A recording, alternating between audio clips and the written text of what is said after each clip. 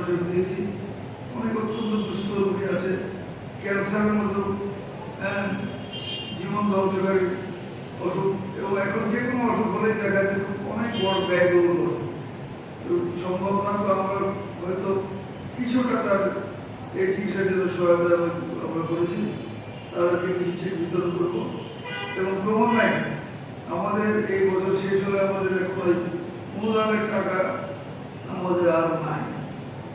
আবার নতুন বছর আসলে আবার টাকা আসবে ইনশাল্লাহ। আমরা রাজশাহী জেলার রাজশাহী জেলার যারা এই বাসিন্দা আছেন ৯টা থানা এবং শহরের থানা আমাদের ভিতরে আছে। আমরা প্রায় 14টা থানা নিয়ে আমরা কাজ করি। অল্প পুঁজি, কিন্তু আমাদের আওতা অনেক বেশি।